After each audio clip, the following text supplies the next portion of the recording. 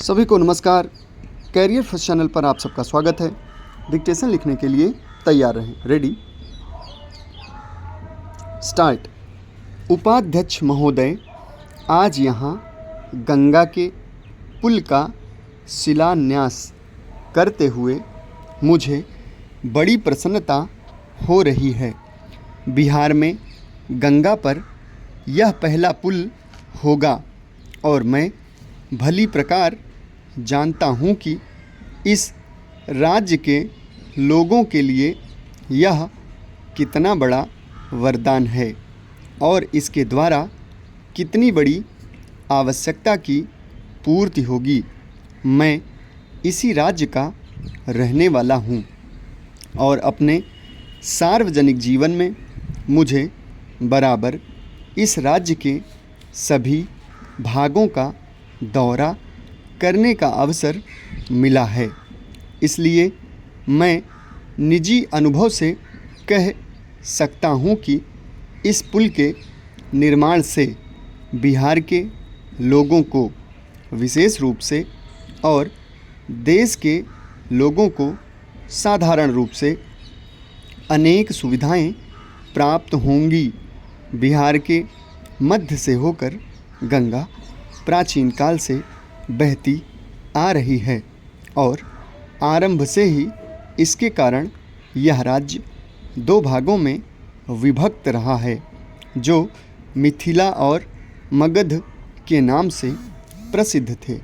प्राचीन काल में जबकि यातायात के साधन इतने उन्नत नहीं थे और लोगों को प्रायः महीनों तक लंबी यात्रा करनी पड़ती थी और जब भारत के सभी भूभागों में आत्मनिर्भरता अर्थव्यवस्था का आधार थी, उस समय संभव है इस प्रदेश में गंगा पर पुल का अभाव इतना न खलता हो।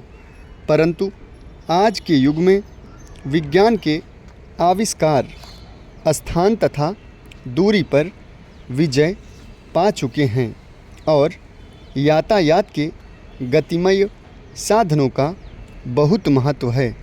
इसलिए उत्तर तथा दक्षिण बिहार के बीच सीधा रेल तथा सड़क मार्ग न होना निश्चय ही बहुत बड़ी असुविधा है। बिहार के इन दोनों भूभागों की अर्थव्यवस्था ऐसी है कि अपने पूर्ण विकास के लिए एक भाग दूसरे पर निर्भर करता है। उत्तर बिहार कृषि प्रधान क्षेत्र है और वहाँ गन्ना तथा खाद्यान्न भारी परिमाण में होते हैं, किंतु दक्षिण बिहार कोयला, लोहा, तांबा, अभ्रक, सीमेंट आदि खनिज पदार्थों के लिए प्रसिद्ध है। इन्हीं पदार्थों द्वारा आधुनिक उद्योगों की मौलिक आवश्यकताएं पूरी होती हैं। यातायात के साधन दोषपूर्ण होने के कारण उत्तर बिहार के विकास पर हानिकारक प्रभाव पड़ा है। क्या यह आश्चर्य की बात नहीं कि धनबाद से दिल्ली कोयला पहुंचाना गंगा के उस पार उत्तरी बिहार के ज़िलों में पहुंचाने की अपेक्षा कहीं अधिक सरल है।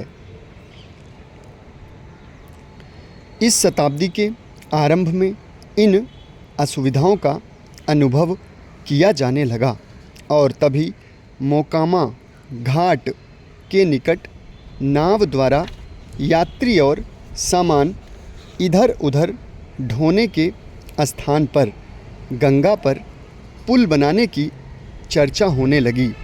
गंगा के दोनों ओर दो विभिन्न रेल कंपनियों की गाड़ियां चलती थीं।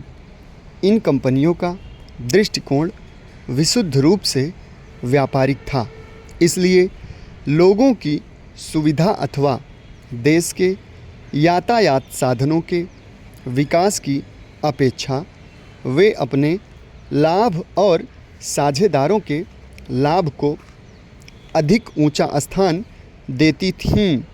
यही कारण है कि पुल के संबंध में यद्यपि 40 वर्ष तक सोच विचार होता रहा, किंतु दूसरे विश्व युद्ध तक कोई निर्णय नहीं किया जा सका। जब कभी यह प्रश्न रेल अधिकारियों के सामने आया, इस पर रेल कंपनियों के साझेदारों के लाभ हानि की दृष्टि से ही विचार किया गया। समाप्त। धन्यवाद।